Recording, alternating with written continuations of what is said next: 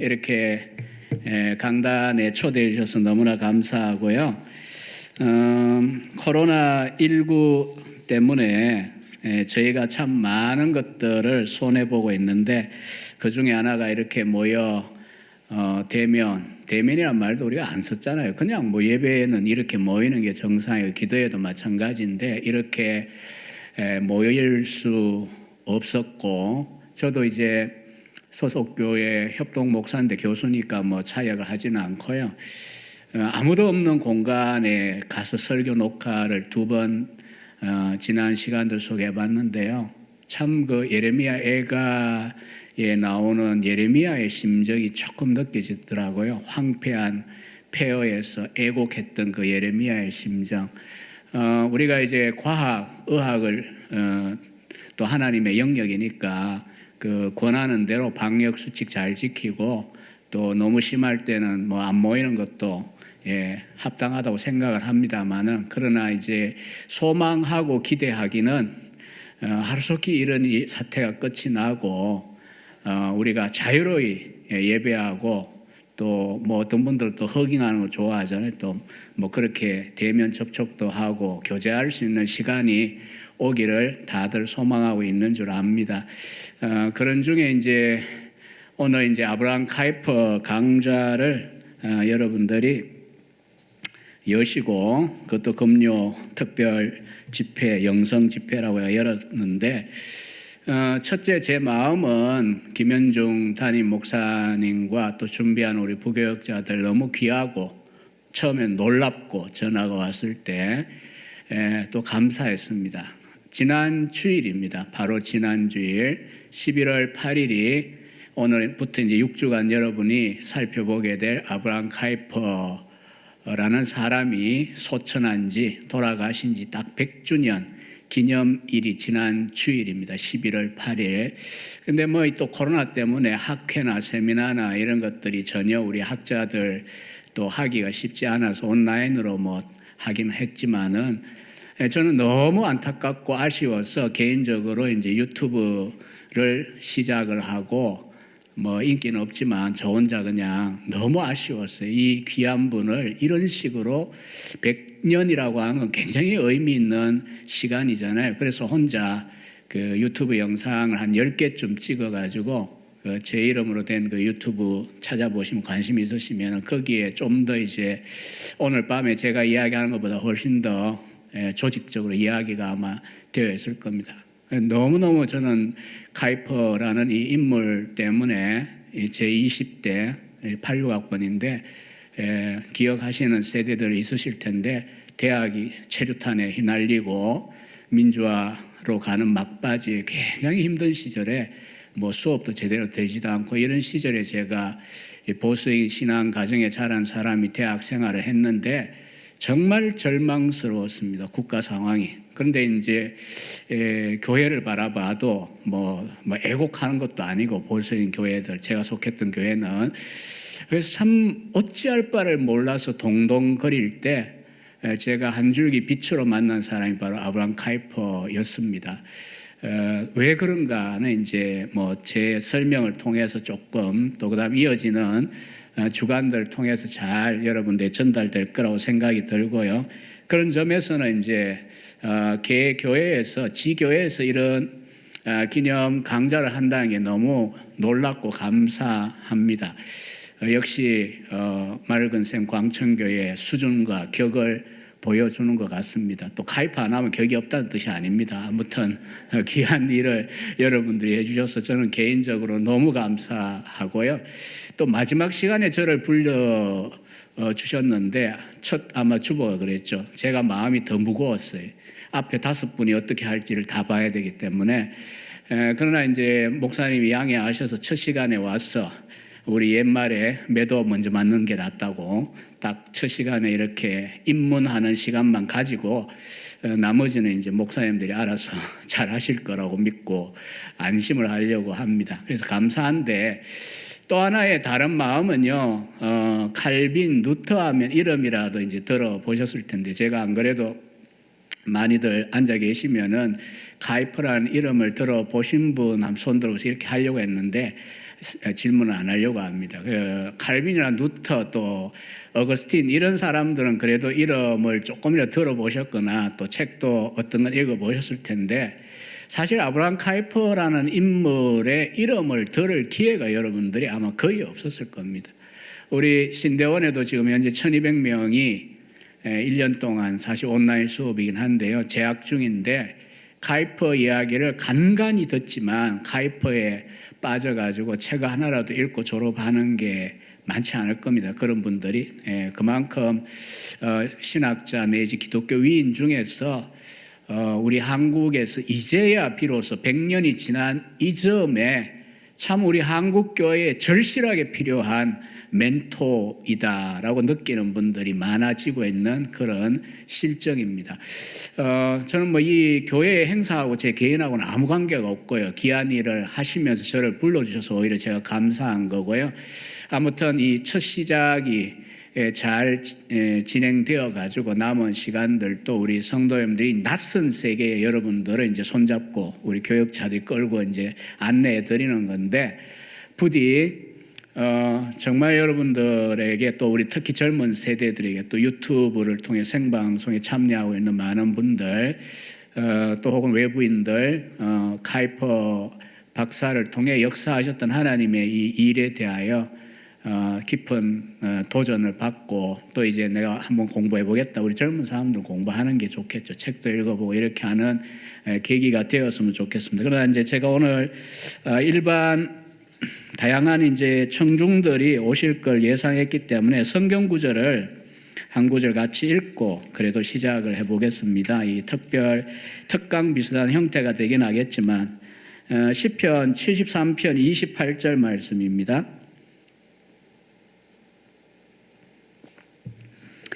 방송실은 제가 안 알려드렸기 때문에 안 띄울지 몰라요. 그냥 성경 안 갖고 오셨으면 제가 혼자 그냥 읽든지 해야 될 것 같은데 자 가져오신 분들 우리 다 같이 한번 28절만 73편 같이 크게 읽어봅시다. 시작. 하나님께 가까이 함이 내게 복이라.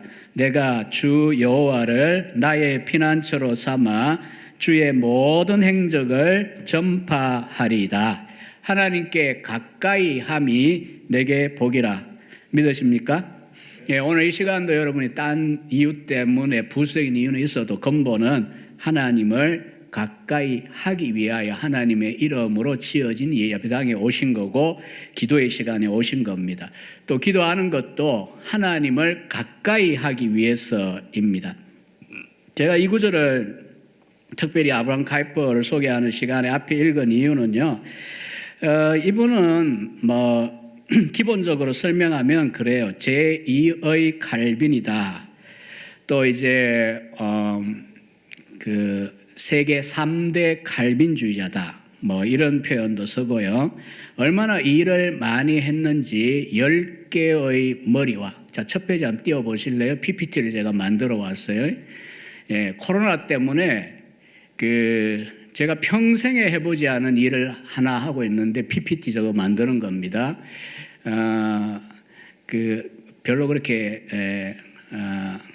좋지는 않고요. 그냥 우악스럽게 그냥 만들어 왔습니다. 19장인데 자, 하여튼 저기 글자가 보이는 겁니까? 저는 눈이 많이 어두워 잘 모르겠는데 하여튼 보면 이제 제2의 칼빈이다라고 하는 표현을 해요. 칼빈 이래로 최대의 우리 개혁 신학에 있어서 중요한 신학자다라고 하는 표현이고요. 그 다음에 10개의 머리와 100개의 손을 가진 사람 이렇게 불리었습니다. 우리가 머리 하나에 손 2개 가지고 보통 다 사는데 한 일이 너무 많으니까 저 사람은 10개의 머리와 100개의 손을 가지고 일을 하는 사람이다라고 불릴 만큼 굉장히 많은 일을 했습니다. 이 표현은 1897년에 일반 자유주의 신문에서 이 카이퍼를 묘사한 표현입니다. 그래서 뭔 일을 했는가 하면 뭐 일단 기본적으로 목사로 시작했고요. 신학자 또 정치를 합니다. 나중에 목사를 내려놓고 전국적으로 영향을 미치기 위하여 기독교 정치인이 됩니다. 아마 뭐 여기서부터 이제 우리나라는 교회 오면 목회가 누구나 다 부전공인 것처럼 목회의 말씀들이 이제 많으신 게 우리 한국 교회의 현실이고요. 여러분 교회는 아니겠지만 또 밖에 나가면 정치가 우리 다 부전공입니다. 이제 뭐 심해서 미국 지금 선거까지도 이 말 저 말도 우리는 하고 삽니다. 그만큼 정치에 관심이 많잖아요. 그리고 너무 대립을 하고 있는데, 그래서 이제 이 신학자가 목사가 만두고 이 정치가 됐다 이러면 굉장히 이미지가 처음부터 안 좋을 수 있습니다. 좌와 우를 떠나서 그런 생각은 미리 하실 필요가 없고요. 정치도 하나님이 우리 인간의 삶을 위하여 허락하신 한 영역이거든요. 그러니까 정치가인데 어떤 정치가 있냐가 중요한 거죠. 그 다음에 이제 정당도 만들었어요. 반혁명당. 혁명만 기억하시면 안 됩니다. 반혁명당입니다. 혁명을 반대하는 기독교 정당을 만들고 당수가 되었어요.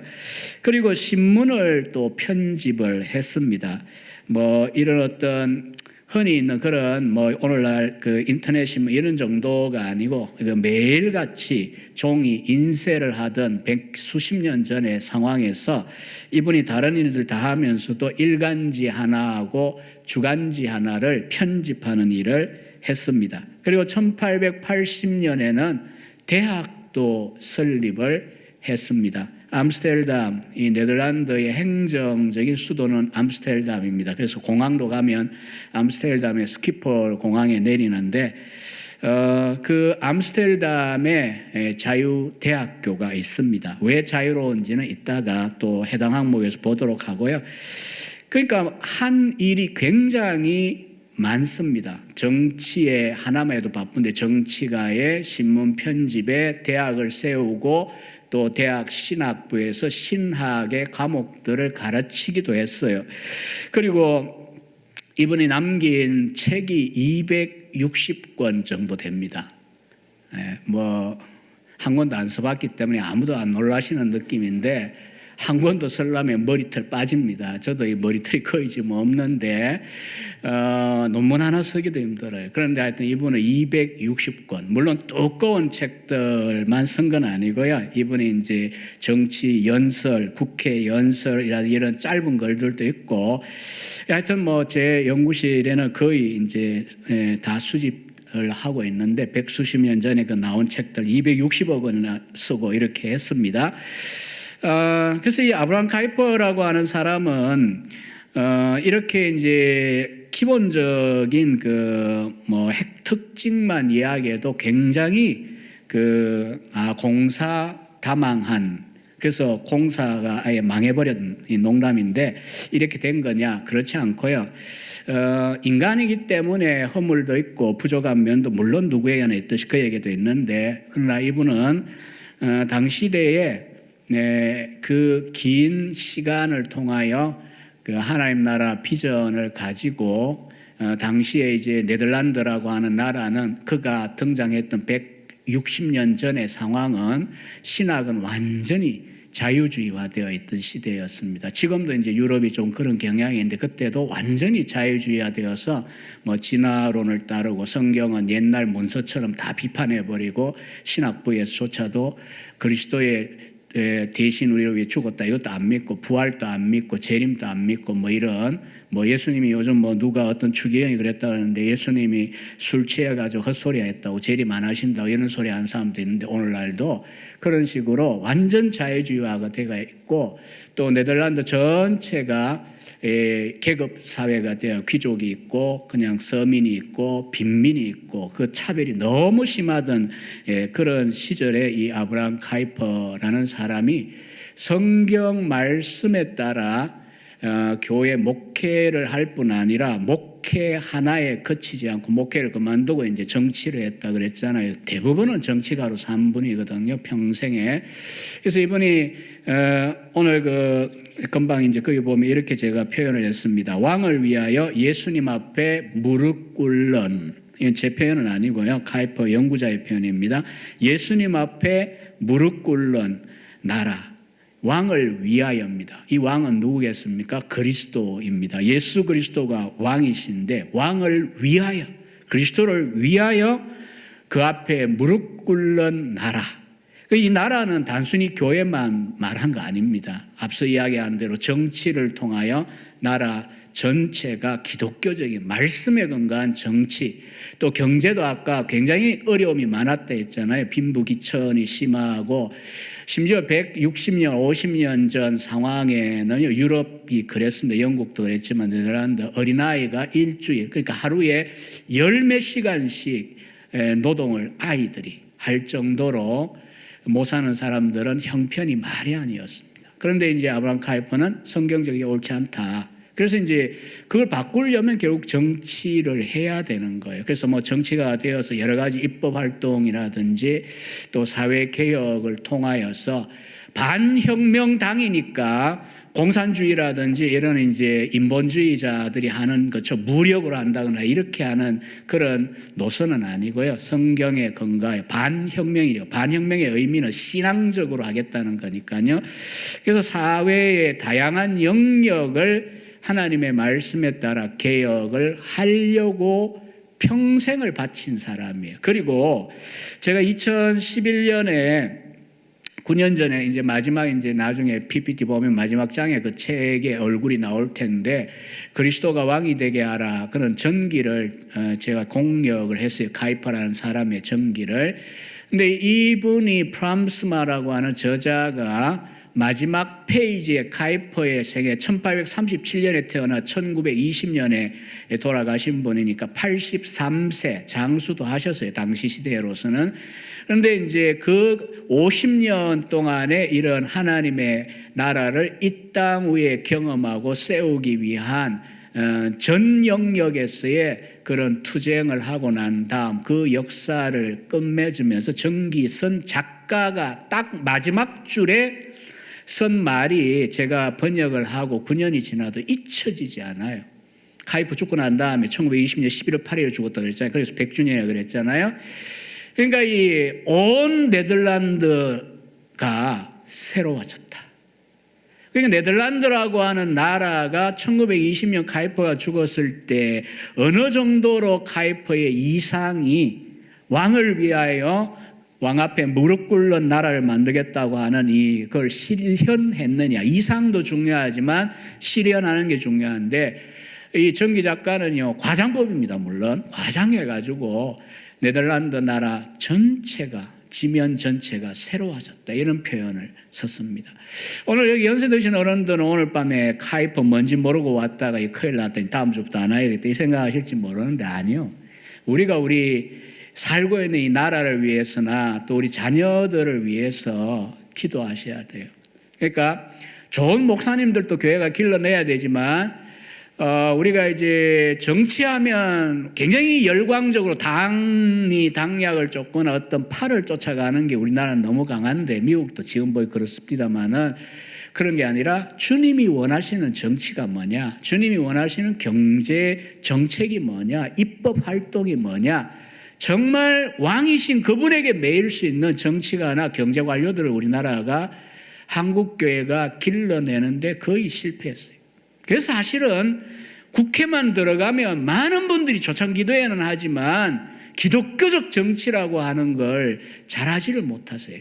그냥 일반적인 정치가들하고 다를 바가 없는 뭐 당에 의하여 움직이고 뭐에 의하여 이런 식으로 뭐 다 그렇다는 건 아닙니다. 그냥 그런 왜 기독교적 정치라고 하면 기독교 정당을 만들어야 된다 그 이야기하는 저는 전혀 아닙니다. 우리나라하고는 상황이 다르기 때문에.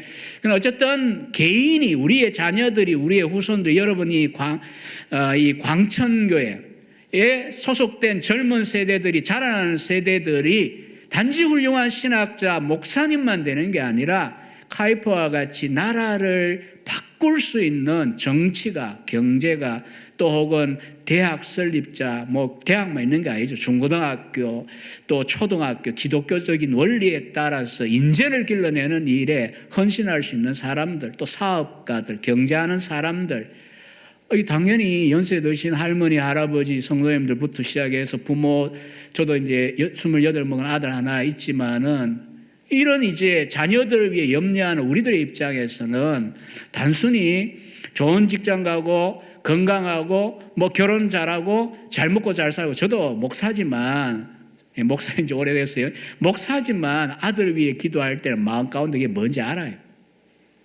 그럼에도 불구하고 그것만 기도해서는 안 되겠죠. 하나님의 나라를 위하여서 어느 분야이든지 간에 헌신할 수 있는 우리 자녀가 그렇게 되고 또 다른 자녀들이 그렇게 되기를 기도해야 되잖아요.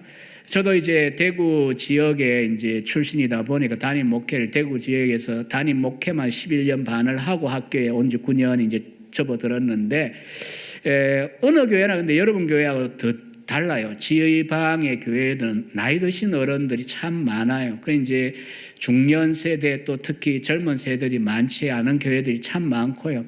안타깝게도 노예들 다녀보면 강의하러 주일학교가 없는 교회들도 많습니다. 우리 한국의 지방으로 가면 전라도나 경상도 이렇게 가면 이런 이제 시대인데도 저는 이제 그래도 한 600여 명 모이니까 젊은이도 좀 있고 나이 드신 분 좀 많이 있고 이러니까 연세 드신 어른들 보고 그랬습니다. 뭐 저도 그 당시는 이제 40대니까 젊어서 그런 소리 하는 게 아니고 저도 생각에 우리끼리 잘 먹고 잘 살고 기분 좋고 재밌는 교회 되고 말면 되는 게 아니고 다음 세대를 길러야 되고 다음 세대를 생각할 때 우리가 웃을 수 있는 마지막에 바통 체인지할 때 웃을 수 있는 교회가 좀 되는데 우리가 투자해야 안 되겠습니까? 당장은 돈이 들어가고 교회가 시끄럽고 실수와 허물들이 있겠지만은 우리가 이 다음 세대에 대하여 웃을 수 없다면 우리끼리만 그냥 이러고 만다면 30년, 40년 지나고 난 다음에 교회는 이렇게 큰데 사람들은 모이지 않는 그런 교회를 만들어 놓을 것 같으면 우리는 실패자들이 될 거라고. 그래서 정말 이 연세 드신 어른들은 이제 좀 이해하지 못하는 분들도 많이 있긴 했습니다만은 그런 이야기를 참 많이 하고 살았습니다. 아마 여러분 교회는 뭐 이미 젊은 분들도 많고 또 이런 균형이 어느 정도 있어서 아마 잘 지내고 계시라고 생각하는데 목사님 따라서 이제 훨씬 더 여러분들이 그렇게 하고 있겠지만 지평을 넓혀서 아브라함 카이프라는 인물을 보면서 하나님 카이프는 아니지만 카이프 비슷한 그런 인재들을 길러내는 우리 맑은샘 광천교회가 되게 해달라고 여러분들이 추구하고 기도해야 할 것입니다. 카이퍼는 많은 그런 활동들 중에 이분이 수상까지 하거든요. 네덜란드 수상. 그러니까 여왕이 있으니까 행정 관료 중에는 최고가 우리나라는 대통령직이지만 거기에는 이제 여왕 밑에 행정을 책임진 게 수상입니다. 1901년부터 5년까지 수상직에도 아브라함 카이퍼는 재직했습니다. 완벽하진 않지만 앞서 제가 계속 지금 1시간 20분 정도인데 이 시간 동안 내내 제가 틈틈이 강조하겠지만 카이퍼가 추구했던 그 이상, 기도 제목, 또 삶의 원칙, 인생관, 세계관이라고 하는 것을 추구했다고 하는 게 굉장히 중요합니다. 그렇게 분주한 중에도 이분이 포기하지 않은 한 가지가 있어요. 가정에서의 경건. 얼마나 공사다망합니까? 저는 학교에 교사 하나 하는 것도 막 공사다망 힘들어가지고요. 많은 걸 그냥 안 하려고 저는 막 피합니다. 건강도 안 좋고 하니 그렇겠지만. 근데 이분은 그렇게 많은 일 중에도 딱 가정에서 자녀들 한 10명인가 11명쯤 됐는데 자녀들과 경건의 시간 또 가지고 또 기도하는 시간, 개인의 내밀한 기도의 시간과 공간이 있던 사람이에요. 그래서 이제 매주일마다 오후 시간에 이 수상 이어도 했어요. 뭘 했냐 하면 성경을 읽고 자기가 편집하는 신문에다가 늘 성경 묵상하는 원고를 썼어요. 성경 구절 읽고 묵상해서 이제 자기를 따르는 기독교인들, 당시에 카이퍼 신문은 많은 그리스도인들 가정에서 거의 유일한 정보였고 또 어느 방향으로 우리가 가야 되느냐, 선거의 요점이 뭐냐, 우리나라가 지금 상황이 어떠냐, 우리 신학교가 지금 상황이 어떠냐, 이런 것들을 알려주는 거의 유일한 정통 보수적인 신문의 기능을 했거든요. 그러니까 카이퍼는 그런 것도 하지만 정치 기사도 쓰고 종교 글도 쓰고 신학 글도 쓰고 했지만 절대로 빼먹지 않았던 50년 동안 했던 일이 매주일마다 성경 묵상해서 글 써서 신문에다가 기고하는 거였어요. 자기 신문에. 그래서 제가 이 1908년에 이분이 뭐 숫자나 이 연대나 이런 건 다 뭐 안 남으실 겁니다. 그냥 지나가시면 되고요. 혹시 또 뭐 이 영상이 남을 거니까 PPT를 한 번씩 이렇게 보시면 되실 것 같은데요. 제가 읽은 이 시편 73편 28절 말씀은 하나님께 가까이 함이 내게 복이라 내가 주 여호와를 나의 피난처로 삼아 주의 모든 행적을 전파하리다. 제가 일부러 이제 그 부분을 복사해가 왔어요. 이 하나님께 가까이 함이라고 하는 요 묵상록이 우리나라에 번역이 되어 있습니다. 그러니까 신학책 아닙니다. 그냥 성경 묵상, 설교와 같이 생각하시면 됩니다. 그래서 그 첫 번째 본문이 시편 73편 28절인데 오늘 기도하고 또 하나님을 가까이 또 은혜를 사모하며 오신 분들을 위하여 제가 이 부분을 카이프의 글 부분을 제가 잠깐 읽어드리려고 하는 겁니다. 이 가까이 하나님께 가까이 했으니까 가까이라고 하는 말은 영어에는 near라고 하는 단어를 쓰지만 하나는 나베이라고 하는 단어를 쓰는데 이게 뭐냐? 하나님께 친근히 나아가는 것을 말합니다. 안 어렵죠? 뭐 대단한 신학자가 대단하게 말할 것 같은데 친근히 나아가는 것. 여러분의 눈이 하나님을 보고 여러분의 가슴이 하나님을 느끼고 여러분의 귀가 그분을 들어서 여러분이 하나님을 멀리하게 했던 모든 것이 사라지는 것. 이게 가까이함이라고 하는 것입니다. 가까이 한다는 말은 둘이 하나 되는 것을 말하는데 하늘나라에 사로잡힌 것처럼 혹은 여러분의 하나님께서 하늘로부터 내려오셔서 여러분이 거하시는 그곳의 외로움과 십자가로 혹은 여러분의 삶의 기쁨 가운데 우리의 삶이 어떠하든 기쁘든 외롭든 십자가든 그곳에 하나님이 오시는 것.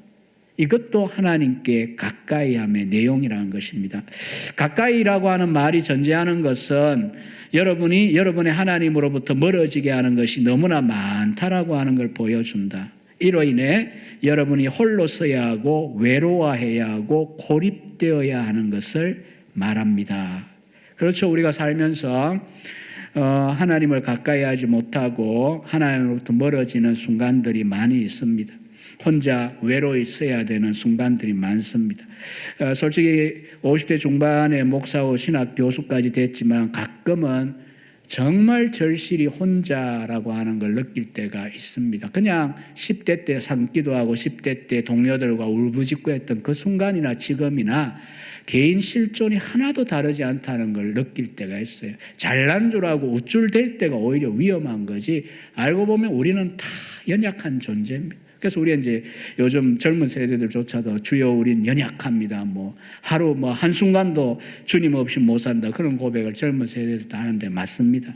근데 하나님을 가까이 하지 못할 때가 많이 있습니다. 고립되어 있는 순간. 그래서 이것은 하나님이 여러분으로부터 떠나셨거나 여러분이 하나님으로부터 떠났기 때문입니다. 그러나 가까이가 보여주는 것은 여러분이 이러한 상황에 대하여 불편함을 느끼는 것이고 여러분이 이것을 견딜 수 없다는 것이고 이러한 시간을 통해 하나님을 찾고 하나님으로부터 소외된 것을 빨리 극복하고 하나님과 가까이 되기를 소망하는 이 갈망. 그래서 하나님께 가까이함이 내게 복입니다.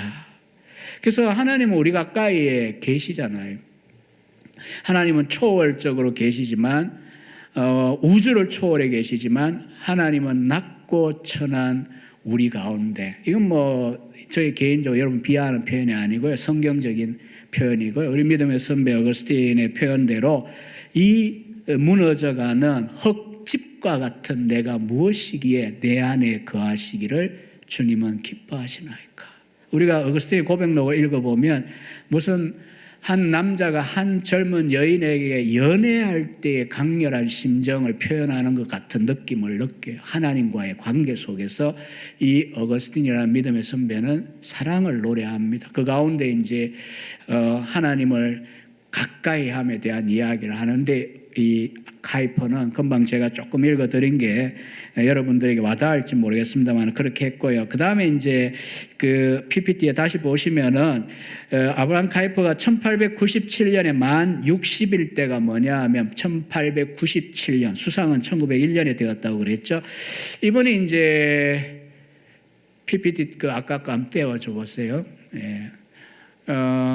보면요, 그 밑에 이제 마지막에 좀 긴 문장이 있어요. 1897년에 카이퍼가 일간지 더 스탄다르트, 우리말로 하면 그냥 표준 스탠다드라는 뜻입니다. 하나로 그 일간지 편집을 시작한 지 25주년 기념식을 했습니다. 뭐 인쇄공, 식자공 뭐 다 그 당시에 이제 그 당시 그 나라에서 하층민이지만 그들 잔치에 다 초대했습니다. 카이퍼가 같이 일하는 분들 다 초대하고 축하하는 시간을 가졌는데요. 많은 저명인사들이 축하의 말을 하고 또 행사하고 이렇게 했는데 이 카이퍼 박사가 마지막에 답사를 합니다. 우리가 결혼을 해도 혼주가 나와서 마지막에 이제 답사, 비슷하게 인사, 광고 뭐 이런 거 하잖아요. 마찬가지로 이제 카이퍼가 답사를 하는 중에 지난 이제 아직은 60세밖에 안 됐지만 카이퍼가 지난 3, 40년 동안 자기 마음을 강하게 움직인 동기가 무엇이냐. 사람은 겉으로 어떤 일을 하느냐의 차이도 있지만 우리가 이제 크고 작게 경험하듯이 동기가 중요하잖아요. 왜 그 일을, 선한 일인데 왜? 악한 일을 왜 그걸 하냐? 물론 그것도 이제 악해서일 수도 있고 약해서일 수도 있고 무지해서일 수도 있고 동기가 문제잖아요. 선을 행해도 마찬가지입니다. 아브라함 카이퍼가 그렇게 엄청나게 자유주의자들이나 불신자들에게, 귀족들에게 조롱당하고 욕먹고 또 한편에서는 굉장히 추종을 하고 이렇게 하면서 앞서 이야기한 뭐 신문 편집도 하고 정치도 하고 대학도 세우고 교단도 결국은 자유로운 그 자유주의자들에게 그 장로 면직을 당하고 목사 면직을 당하고 이렇게 해서 하란 개혁교회라고 하는 교파가 하나 또 생겨나거든요. 그러니까 얼마나 많은 욕하기에 좋은 또 대상입니까? 그러나 카이퍼는 만 60의 나이에 사실 이 노령입니다. 우리가 현재도 만 60이면 인생을 어느 정도 살고 정리 한 번은 해야 되는 부분인데 자기의 인생을 뒤돌아보면서 이렇게 고백합니다. 이 답사의 마지막에 나오는 고백입니다. 나의 존재를 관통하는 한 가지 목적이 있다면 내 영혼을 관통하는 고귀하고 긴급한 한 가지 목적이 있다면 여기다가 여러분 자신을 한번 혹은 특히 젊은 세대를 한번 대입을 해보세요. 내 인생은 어디로 가야 되는가? 뭘 하느냐는 각자의 은사와 소명에 따라 정하시면 돼요. 그래서 늘 이제 우리가 교회에 매여 교회 일만 하는 게 하나님의 나라라고 말하는 것은 성경적으로 개혁주의적으로 옳지 않습니다. 뭐 저는 그런 교회에 사실 자랐기 때문에 이 카이퍼가 한 줄기 빛이었던 겁니다. 사실 하나님의 일은 창조 세계 전체를 포함합니다. 뭘 하든 그거는 각자 달라요. 다만 왜 하느냐? 내 영혼을 관통하는 고귀하고 긴급한 한 가지 목적이 있다면 이 거룩한 한 목적을 위해서라면 내 목숨, 내 생명도 아깝지 않다네. 사실 표현을 시적으로 카이퍼가 한 겁니다. 내 목숨도 아깝지 않다. 무엇? 거룩한 목적이 무엇입니까? 그것은 하나님의 거룩한 질서를 회복하는 것이라네. 가정에서, 교회에서, 학교에서, 그리고 나라에서. 여러분 이게 이상한 신학입니까? 아니면 우리가 못하지만 우리 한국교회가 지난 130년 동안 믿음 하나 지켜내기 위하여 환란과 박해시대를 지나오고 그런 과정 속에 조국 근대화 속에서 일단은 살아야 되니까 기복신앙에 치우치기도 하고 은사운동에 치우치기도 하며 지금도 이제 그러고 있는 경향이 많이 있지만은 그러다 보니까 잊어버렸지만 근데 사실 이 카이퍼가 이야기하는 게 비성경적인 건 전혀 아닙니다. 하나님의 거룩한 질서, 성경적인 질서를 가정에, 교회에, 학교에, 나라에서 회복하는 것. 그 다음에 온 세상의 저항에 직면했어라도 온 세상이 반대하고 난리 쳐도 우리 모두의 유익을 위하여 나는 꼭 이 목표를 이루고 말겠네. 이거는 이제 어떤 화란의 시인의 그 시 형태를 빌려가 내용을 채운 시적인 표현입니다. 그래서 이제 사실 번역이 그다지 뭐 제가 공역을 해놓고도 깔끔한 건 아니고 이렇게 역동적 안 다가오긴 하는데 내용은 전달이 되실 거예요. 사실 이 자유주의자들, 귀족주의자들이 이 웬 그 목사하다가 갑자기 개혁주의 정치 이러면서 당을 만들고 들어와가지고 사사건건 국회에서 그런 성경적인 입법을 하겠다고 하니까 이게 마치 모기처럼 달라들어가 잠 못 자게 하는 것처럼 사람들은 느낄 수밖에 없어요. 막 괴로워요. 그러니까 이제 나중에는 이제 구호가 뭐냐면요, 카이퍼를 제거하라예요. 카이퍼를 제거하라. 카이퍼 없는 세상을 만들어야 된다. 이제 자칫하면 생명의 위협을 당할 수 있을 만큼의 이제 반대를 불신자들, 또 신앙은 있지만 카이퍼처럼 포괄적인 기독교 세계관에 근거하지 않는, 정치는 정치대로 움직이고 신앙은 이 안에서 움직이고 교회에서 움직이고, 그냥 정치는 그냥 정치의 논리에 따라 해야 되는 거다. 민주당이면 민주당의 원칙, 공화당이면 공화당의 원칙. 제가 우리나라는 이야기하면 심각하기 때문에 일부러 저 미국의 당 이름을 들었습니다만, 그 정치는 원래 분리된 거지. 이게 뭐 그렇게 신앙하고 관계가 있냐. 이렇게 이제 사는 그리스도인들이 그때나 지금이나 많거든요. 그러니까 그런 분들조차도 이제 카이퍼가 꼴보기 싫은 거죠. 그러니까 온 세상이 저항하는 그와 같은 경험하면서도 카이퍼는 그랬습니다. 내 영혼을 관통하는 고귀하고 긴급한 한 가지 목적, 소원이 있는데 가정, 교회, 학교, 나라에서 거룩한 질서, 즉 하나님의 말씀에 규정한 가정, 교회, 사회, 학교, 예술, 이런 그 기준에 따라서 변화시키는 것. 이게 그의 생애의 소명이었다라고 하는 것입니다. 이런 소명감은 오늘 우리 한국교회 안에 훨씬 더 많이 참 많은 분들에게 잘 소개될 필요가 있습니다. 다음 장 슬라이드를 보시면요, 이제 카이퍼의 생애를 제가 간단하게 설명을 쭉 해드리려고 합니다. 이 다음 주부터 아마 그 주제들 보시면은 좀 이제 그 이론이랄까요, 뭐 이 조금 이제 내용들을 여러분이 좀 들으셔야 되기 때문에 오늘은 이야기 형식으로 제가 카이퍼를 쭉 소개하면서 중간중간에 오늘 주제는 무거운데 제가 하는 건 굉장히 가볍게 느껴지실 수도 있고 아닐 수도 있고, 어쨌든 이야기 형식으로 제가 이야기를 좀 하겠습니다. 먼저는 카이퍼의 그 성장기를 보시면 저 사진이 잘 보일지 모르겠는데요, 아브라함 카이퍼라는 사람이 태어났던 네덜란드 남부 쪽에 그 도르트 신경 이런 건 들어보셨을 텐데, 그 도르트 레흐터, 줄여서 도르트라고 그러는데 도르트 근처에 있는 항구 도시입니다. 마슬라이스라고 하는 곳에서, 이 사진이 교회입니다. 거기에 있던 대교회. 당시 네덜란드 국가교회 목사의 아들인 얀 카이퍼, 얀 프레드릭 카이퍼의 아들로 1937년에 10월 달에 카이퍼는 출생을 했습니다. 그리고 1841년 4살 때 아버지가 목회지를 미들뷰르흐라고 하는 바닷가로 옮겼습니다. 그래서 이 바닷가에서 주로 자랐습니다. 그래서 늘 뭐 아이들이 그렇지만 자기 환경에 따라 꿈을 꾸잖아요. 배에 올라가서 선장과 이야기하고 어릴 때부터 선장이 돼야 되겠다 이런 꿈도 꾸고, 뭐 배를 이제 모형을 만드는 이런 이제 그것도 놀이로 하고 이렇게 하면서 자랐고요. 당시에 이제 그 아브라함 카이퍼의 아버지 목사가 되려면 네덜란드는 그때나 지금이나 공부를 엄청 해야 되거든요.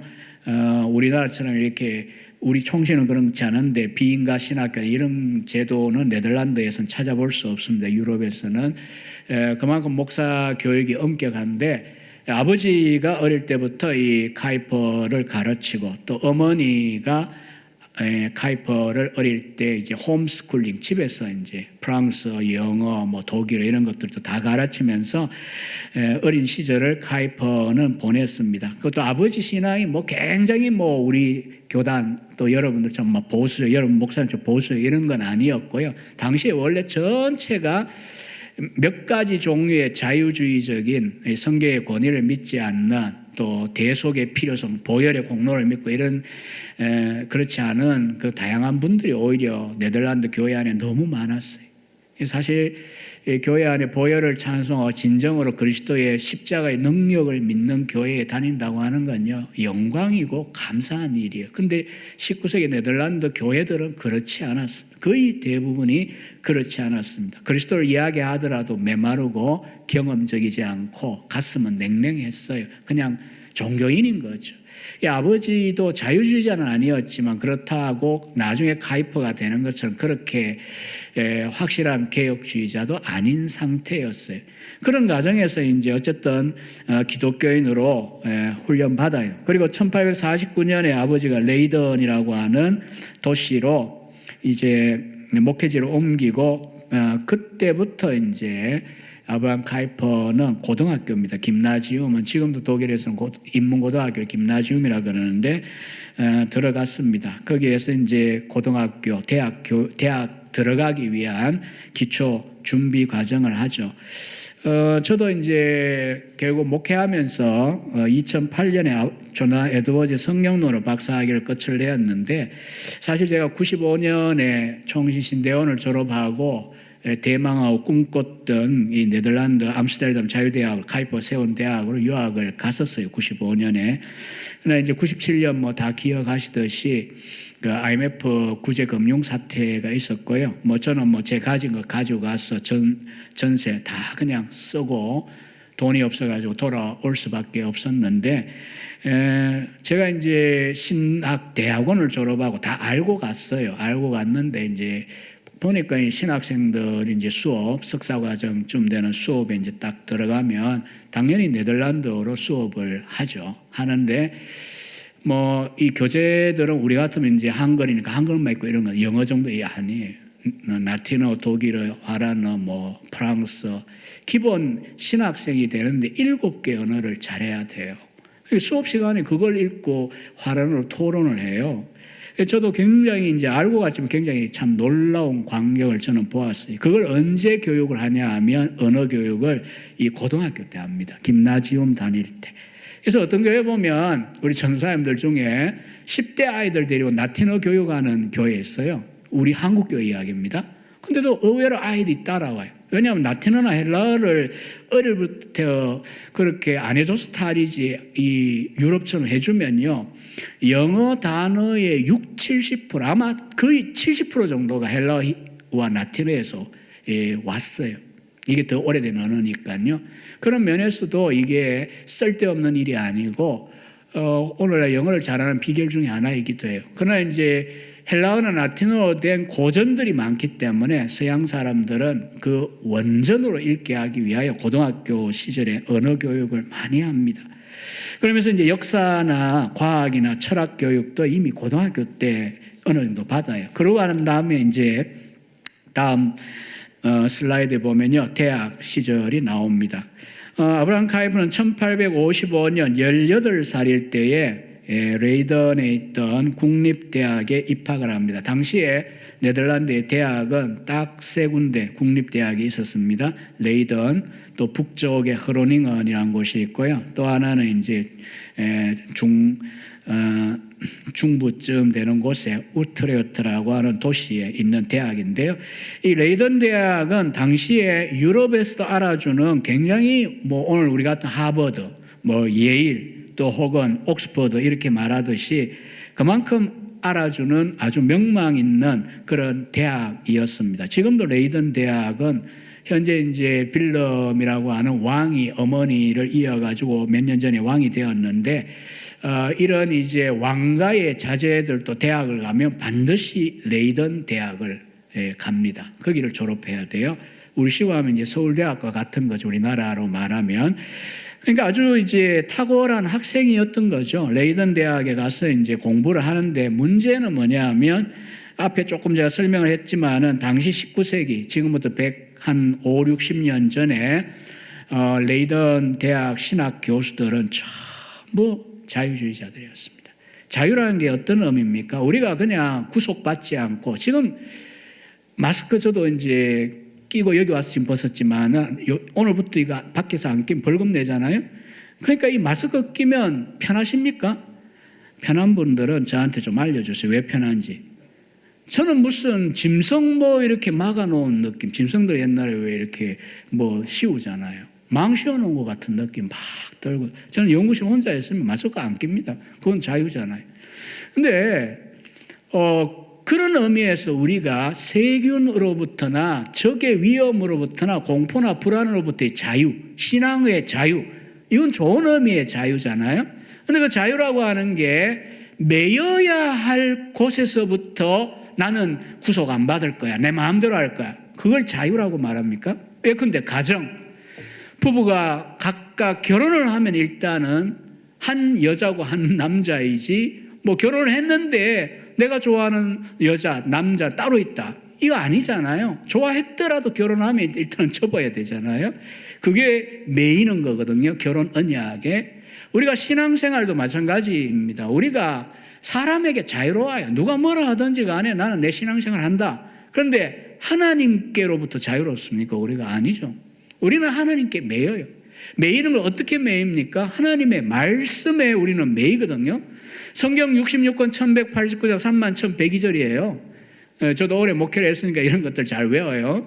여러분, 그 성경 말씀 다 해봐야 1750페이지인데 그 말씀의 권위에 우리는 매이거든요. 공부 못해가 매이는 거 아닙니다.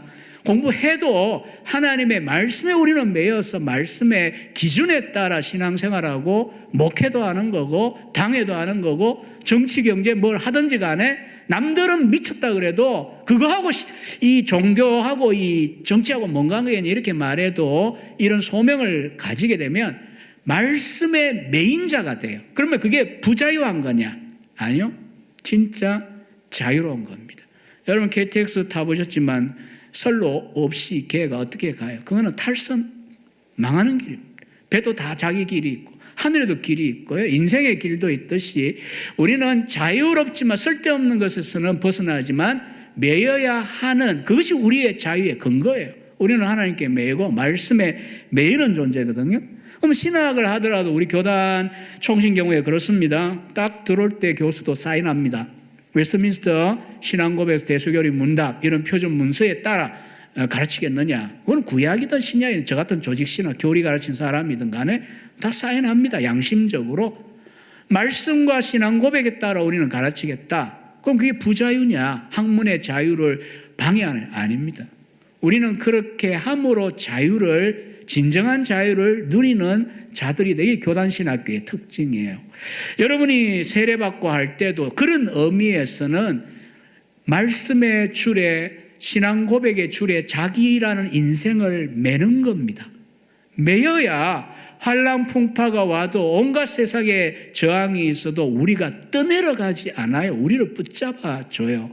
말씀 다 무시하고 팽개쳐 버려 보세요. 그건 뭐 예레미야가 한 말, 이거 바울이 한 말이고, 그건 뭐 거짓말이고, 이거는 시고 뭐 이렇게 하면 성경 다 권위 한번 부정해 보. 그게 자유주의거든.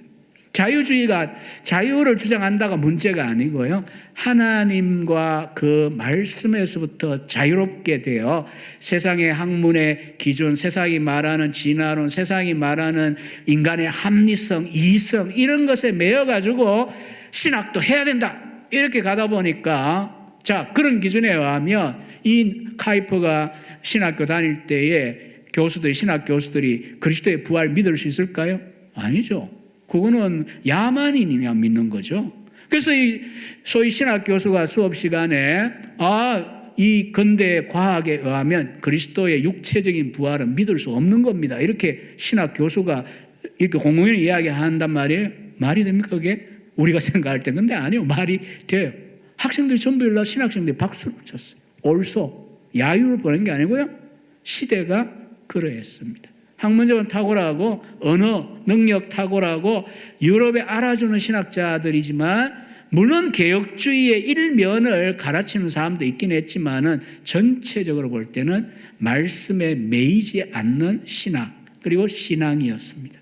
여러분 그런 환경에서 이 10대 말 20대 초반에 우리 젊은이들이 자라면 어떻게 될까요? 물론 헤르만 바빙크 같은 사람 통과하고 버텨냅니다만 카이퍼는 어차피 아버지에게 배운 신앙도 뜨거운 소위 기도를 알고 이런 뜨거운 영성이 아니니까, 말씀에 딱 메인 영성이 아니니까 어떻게 되냐 하면 어느 순간부터 선생님의 가르침에 따라 학문만 하는 게 아니라 신앙도 근대인이 되어 버렸어요. 기도도 안 하고 말씀의 권위도 안 믿고. 그런데 하나님께서 만약 그냥 그렇게 놔두셨으면 이 사람은 완전히 자유주의자로 인생을 마쳤을 거예요.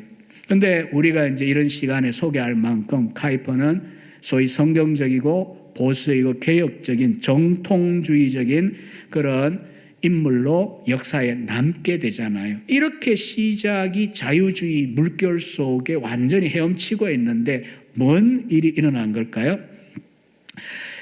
몇 가지 계기가 있는데요. 첫째는 1860년 그의 나이 23살일 때에 세계대학분이라고 그랬잖아요. 북쪽에 있는 허로닝은 대학, 거기도 신학이 약간 성격이 다르지만 근대 자유주의입니다. 그런데 이제 학생들 대상으로, 신학 학생들 대상으로 논문 공모를 했습니다. 논문. 우리가 이제 무슨 상금이라든지 상을 걸고 이렇게 예술계도 있지만 신학 논문 경시대회 같은 걸 한 거예요. 그러면서 이제 개혁자인 존 칼빈과 폴란드 출신의 개혁자입니다. 요하네스 아라스코라고 하는 두 신학자의 교회론을 비교해서 라틴어로, 당시는 라틴어 원래 영어와 같은 거라서 학문하는 사람들은 잘 했습니다. 카이퍼도 라틴어가 어려운 건 아니었어요. 다만 이제 이걸 이제 선생님이 해보라고 해가지고 이 23살의 학생일 때 카이퍼가 시도를 하는데, 칼빈은 워낙 대를 이어 끊어지지 않고 연구되고, 우리나라에도 칼빈 저술도 많아요. 칼빈 저작이 다 있는데, 아무리 유럽의 도서관에 이렇게 우리처럼 인터넷도 없던 시절이니까 이제 편지로 다 도서관에 수소문을 해야 되는 거죠. 했더니 있어도 조금, 거의 주변에서도 이 사람이 누구냐 알았고, 여러분 처음 듣는 거예요. 오늘 이 누구냐 모르는 거예요. 그리고 도서관에 사서한테 물어봐도 잘 모르는 거예요. 있긴 한데 서너 권 이런 식인 거예요. 그래서 이제 카이퍼가 유럽의 유명한 도서관들 다 수소문했지만은 정작 논문을 쓰려면 그 사람 책이 있어야 되는데 없는 거예요. 왜냐하면 이미 카이퍼 당시에서 볼 때 거의 한 400년 정도 지난 사람들이거든요. 우리는 한 500년 이상 되었지만은. 그래서 이제 이분이 포기하려고 했더니 그걸 권했던 더 프리스라는 선생님이 카이퍼에게 이렇게 권했어요. 물론 이제 큰 도서관에 없는 건 어쩔 수 없는데, 네덜란드 안에 그래도 몇백 년 동안 기독교 가정들 속에는 대를 이어가 책들을 계속 전송받고, 집도 이제 좀 크고 이런 분들은 엄청난 그 책들을 소장하고 있는 분도 있을 수 있는데, 우리 아버지가 목사님인데, 나이 드신 목사님인데 한번 찾아가 봐라. 있을지 모른다. 그래서 이분이 레이던에서 기차를 타고 피난처 코리 텐붐 여사가 나중에 거기 살죠. 할렘이라고 하는 곳에 이분이 이제 찾아갔습니다. 이제 기대도 안 했어요. 왜? 큰 도서관이 없는 게 개인 목사 집에 있을 리가 있습니까? 수백 년 된 책이. 그래서 이제 가서 이제 인사하고, 아드님 이제 인사 전하고 이래서 왔습니다 했더니, 이름은 알겠는데 내가 그 책 갖고 있는지 모르겠다. 나도 기억이 안 난다. 워낙 장서가 많다 보면 그래 되거든요. 제가 경험해봐도 한 10,000권 정도 넘어가면, 10,000권이 어느 정도냐면 15평 정도의 사방을 둘려야 돼요. 제가 목양실에서 그렇게 살았는데, 때로는요 잊어버리고 또 책을 또 새로 사요. 그 다음에 안 그러면은 책을 이제 못 찾아가 또 사요. 그러니까 이분이 얼마나 가졌는지 모르겠는데 하여튼 나는 모르겠다. 근데 내가 한 번은, 젊은이 사정이 딱하니까 한 번은 내가 찾아볼 테니까 일주일 뒤에 나를 한번 찾아와 달라. 그래서 이제 이분이 알겠다고 하고, 카이퍼가 또 일주일 뒤에 이제 그냥 여행 가는 그런 기분으로, 당신은 차도 없고 그냥 기차 아니면 마차, 말이니까 기차 타고 찾아갔습니다. 이제 할아버지 목사님 집을 두드리고 서재에 앉았습니다. 주로 여러분도 손님 거실에서 맞듯이 이분은 이제 목사니까 서재에서 맞았어요. 그리고 이제 인사를 나누고 딱 옆에 탁자를 보여주었어요.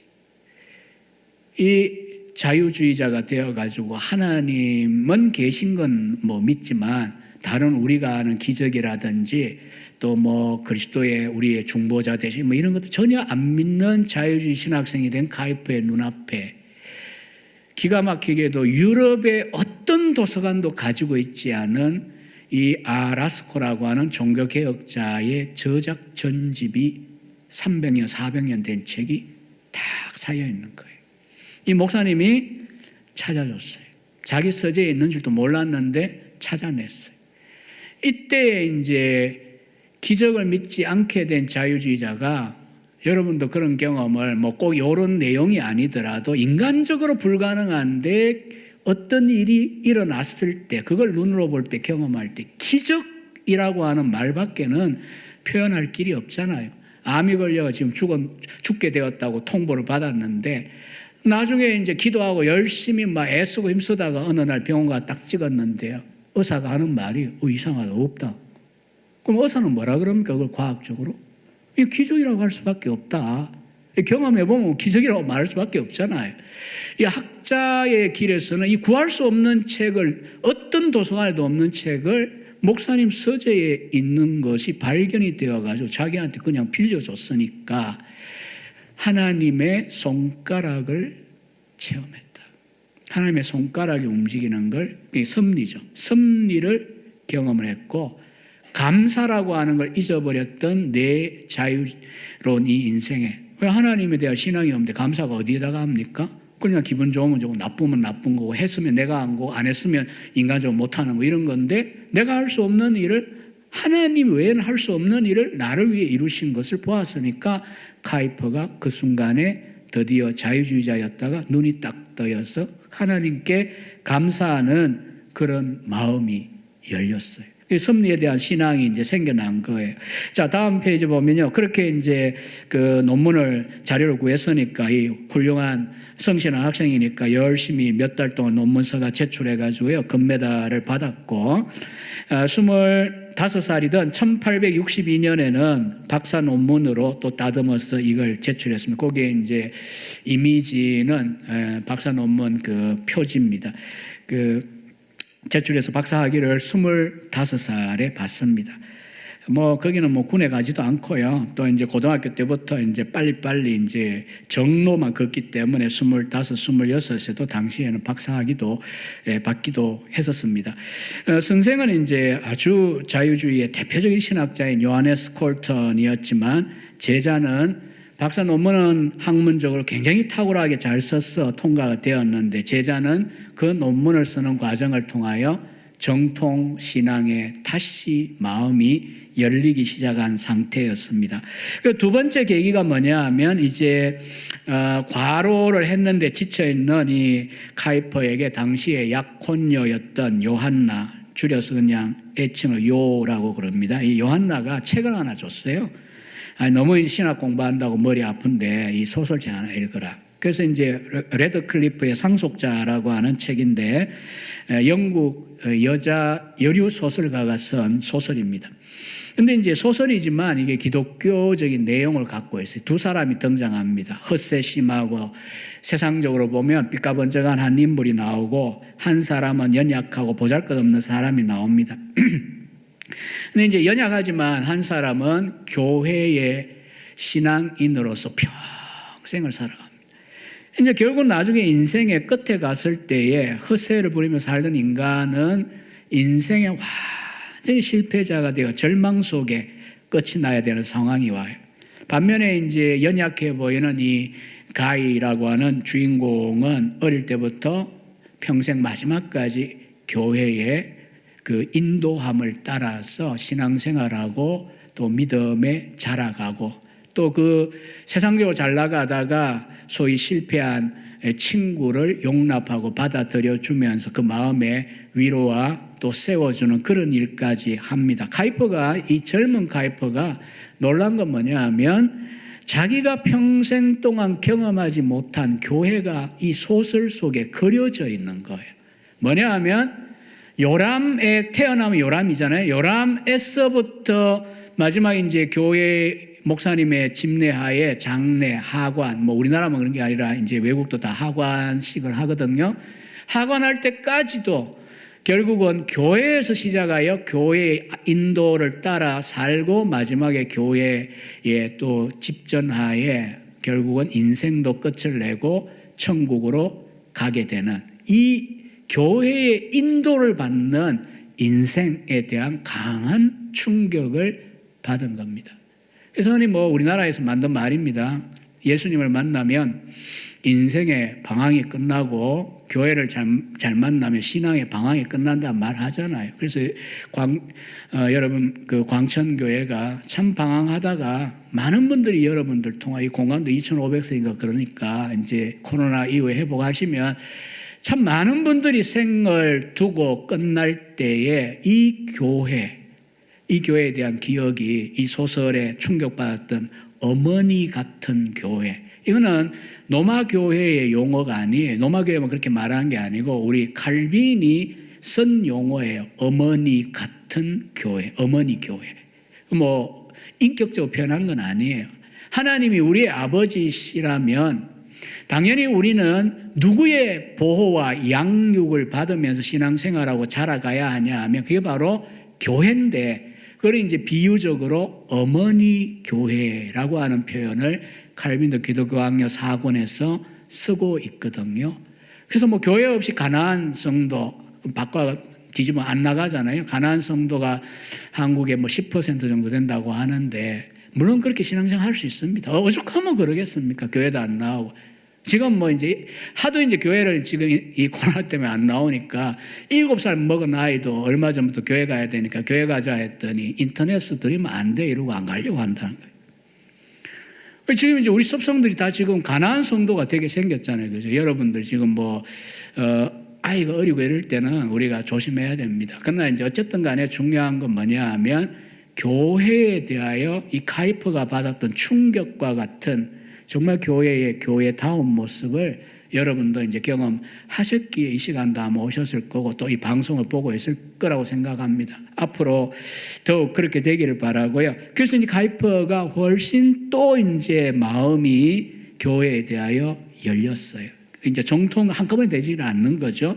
그리고 다음 슬라이드 가면 드디어 이제 카이퍼가 목회를 시작해요. 물론 이제 카이퍼처럼 이렇게 변화가 없어도 그 당시에 자유로운 신학을 가져도 뭐 말 되게 먼 말이라도 하면 뭐 간단히 써가지고 뭐 박애를 이야기하든 뭐 인간애를 이야기하든 뭐 이상을 이야기하든 냅둔 게 당시에 교회의 기가 막힌 상황입니다. 아무 소리 해도 괜찮아요. 건강학만 이야기하고 설교해도 되고.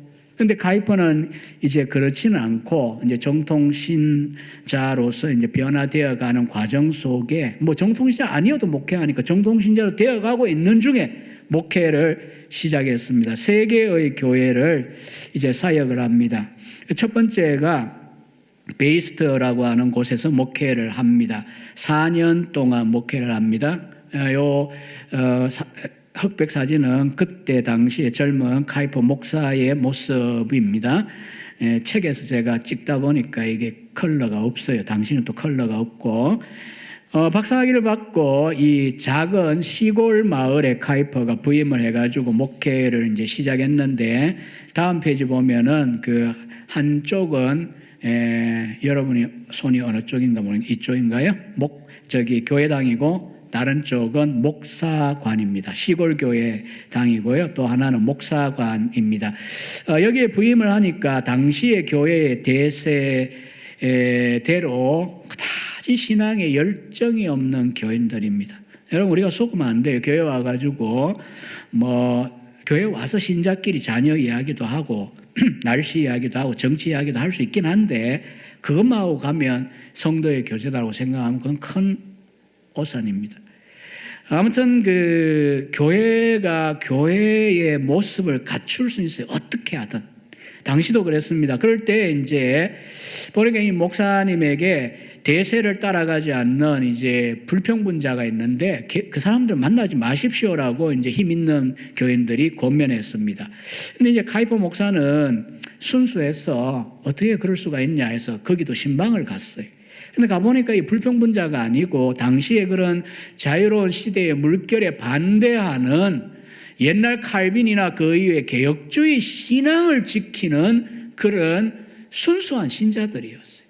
근데 이제 처음에는 카이퍼 목사가 와도 자기 목사인데도 악수도 안 해요. 왜냐하면 이 레이든에서 자유주의자라고. 그러나 이제 계속 찾아가서 대화를 했습니다. 특히 이제 결혼하지 않은 물레방앗간집 딸이었던 삐처 발투스라고 하는 사진은 이제 나이 많은 80대의 사진이지만 당시에 카이퍼보다 몇 살 더 많은 정도의 30살인가 그럴 때에 이 여성도 대화하는 중에 카이퍼의 마지막 그 자유주의적인 잔재가 다 없어져요. 그러니까 신학 박사인데도 불구하고 오히려 시골에 당시는 여자분들 대학 교육 안 시키는 시절입니다. 우리나라도 그랬지만 100수십 년 전에 이 단순한 신앙이지만 성경적이고 개혁주의적인 신앙을 가진 분과 또 그런 성도들하고 계속 대화하는 중에 자기 영혼에 새벽별이 떠올랐다. 이렇게 이제 고백을 합니다. 그래서 카이퍼는 이때부터 이미 목회 중에도 이런 평범한 일반 서민들이 대부분이잖아요. 사실 귀족 사회 속에도 이들의 입장에 서서 대변하는 역할을 합니다. 물론 이제 다음 페이지 있는 대로 계속되는 종교개혁사 연구를 박사과정 했으니까 계속 하면서 이제 그렇게 자료가 없어서 찾아 헤맸던 라스코 전집도 자기가 편집해서 2권 출간을 하고요. 현재까지도 거의 유일무이한 이 사람에 대한 자료입니다. 그리고 이때 이제 중요한 사람과 이제 교제를 시작하는데 바로 흐룬 판 프린스트라고 하는 네덜란드의 정치가이기도 하고 또 귀족이기도 하고요. 아무튼 유명한 그러나 이제 국가적인 영향은 아직 미치지 못한 그런 지도자가 있었는데 카이퍼와 이제 교제를 시작을 합니다. 그리고 이제 다음 목회지로 넘어가서 우트레흐트라고 하는 이제 도시 교회로 옮겨갑니다. 여기는 지금도 이제 네덜란드 중부에 있는 이 도시를 배낭여행 처음에 가면 돔 교회라고 해서 아주 탑이 높은 그런 교회당이 큰 교회당이 있고요. 아래 것은 이제 목사관입니다. 이제 시내의 큰 교회 목사관이다 보니까 제법 이제 유럽의 큰 집에 해당하죠. 중요한 건 이제 여기서부터는 카이퍼 목사는 정통 신앙을 대변하는 목사로서 당시의 대부분의 총회가 소위 형식적이고 또 자유주의적인 그런 경향에 대하여 반대 운동을 시작합니다. 그래서 이제 교계에서 시끄러운 인물로 이제 등장하기 시작합니다. 30살일 때부터. 그리고 또 한 가지는 이제 바깥으로 활동하는 게 뭐냐면 학교 투쟁이라는 걸 합니다. 앞서 이제 동기를 보셨지만은 신앙이 교회 안에만 머물면 안 되잖아요. 세상 속에서 우리의 자녀들이 신앙 교육을 어떻게 받을 것인가? 아니, 수학을 배우든 산수를 배우든 과학을 배우든 역사를 배우든 그게 그냥 객관적이고 중립적이라고 세상은 말을 해요. 그러나 중립적인 게 아닙니다. 과학을 하면 기독교적인 과학, 기독교적인 역사학 이게 가능한 거거든요. 근데 전체 교회는 그런 걸 구분 안 하려고 했던 시대인데 카이퍼나 앞에 이야기한 그 허룬 판 프린스트 같은 지도자들은 기독교 세계관에 근거한 초등학교, 중등학교, 고등학교 교육이 이루어져야 된다는 투쟁을 오랫동안 했습니다. 거의 100년 가까이 했습니다. 우리나라 같으면 이제 기독교 대안학교들 보시면 알잖아요. 그때나 지금이나 100 몇십 년 차이지만 똑같아요. 기독교적으로 가르치는 대안학교들은 좀 아시면 알지만은 국가가 그 졸업을 인정을 안 하잖아요. 뭘 해야 됩니까? 검정고시 쳐야 돼요. 우리 지금 현재 아이들 또 기독교 대안학교 무슨 학교 이렇게 붙은 데를 졸업을 하면요. 물론 이제 능력이 되기 때문에 쉽게 통과는 합니다만 당시에 이제 네덜란드의 경우에도 마찬가지였습니다. 왜 국가가 공교육만 인정해 주느냐? 우리의 세계관, 우리의 믿음에 근거한 학교 교육도 인정해 달라. 그 투쟁을 거의 100여 년 가까운 시간을 투쟁을 해왔는데 그 가운데 이제 카이퍼도 동참을 하게 됩니다. 그 다음 세 번째 목회지는 암스테르담입니다. 당시에 그 전체 교인 한 20만 명인가 10몇만 명이 등록이 되어 있는 거대한 그런 도시고요. 12개 예배당에 나누어서 예배 드리고 이렇게 하는데 이제 우리나라 시스템하고 달라가지고요. 목사들이 동역을 합니다. 그러니까 당회하면 그 거대한 이제 교회 이제 대표자들이 다 모여가 당회도 하고 이렇게 하는데 뭐 그거는 뭐 중요하지 않게 지나가고요. 아무튼 이제 대도시 교회 목회자가 되어서 이제 목회자로 또 이제 정통 개혁주의자로 이제 이름을 떨치기 시작하는데 1871년에 특히 주간지인 더 헤라우트지, 영어식으로 하면 헤럴드지입니다. 신문 편집을 맡습니다. 그 다음에 1872년에는 일간지인 더 스탄다르트지 편집을 합니다. 사실 신문 하나 편집하는 것도 일이 보통 일이 아닌데 당시 암스테르담 교회는 대형 교회이기 때문에 일이 너무 많았어요. 싸움이 자유주의와 정통주의 목사들, 장로들 간의 싸움이 엄청나게 심하고 시간 소모가 많은데도 카이퍼는 신문 편집을 합니다. 오늘날로 이야기하면 그래요. 우리 어느 정도 인터넷의 힘을 아시는 분들은 아실 텐데 이 유튜브를 잘하게 될 때 아니면 SNS라든지 블로그 활동을 잘할 때 그 가질 수 있는 영향력을 생각해 보십시오.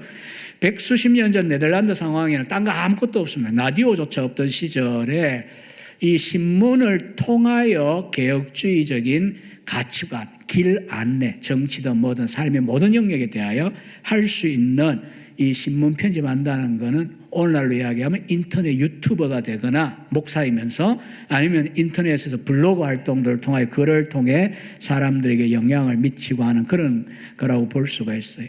제가 먹방을 어쩌다 보니까 좀 보게 되었는데 먹방 유튜버들 제가 여러 사람들 이렇게 봤어요. 제가 뭐 먹는 걸 되게 좋아하고 그런 건 아닌데 그러면서 이제 100만, 200만, 뭐 300만 수입이 어떠고 또 다른 그 구독자가 그만큼 되고 이런 걸 보면서 물론 그 나름의 가치가 있는데 과연 왜 사람들은 이런 방송을 좋아할까? 제가 유튜브를 시작했는데 아직 280명이에요. 구독자가. 뭐 광고하고 그런 것도 아니니까 중요한 건 아니에요. 제가 무슨 경제활동하는 것도 아니고 안타까운 마음에 그냥 하는 것뿐인데 신기하게도 설교 방송은 여러분 교회 목사님 100만 뷰 합니까? 물론 앞으로 그래 되기를 바랍니다. 김현중 목사님 설교를 100만 명이 보았다 이렇게 되기를 바라는데 여러분 근데 카이퍼는 실제로 이제 19세기 말에 신문을 통해 가지고 그 역할을 한 거거든요. 수많은 개혁주의 신자들에게 영향을 미칩니다. 그래서 매일 오는 신문, 매주 오는 종교신문인 그 헤라우트지, 이 신문이 기본적으로 일반 성도들의 가정에 여러분 주보나 교회 월보가 있다면 뭐 성실하게 읽는 분들의 영향을 받을 텐데 많은 네덜란드인들이 그것을 통하여 영향을 받기 때문에 목사가 뭐 목회 안 하고 뭔 짓 하는 거냐 이렇게 우리가 단순하게 생각할 건 아니고요.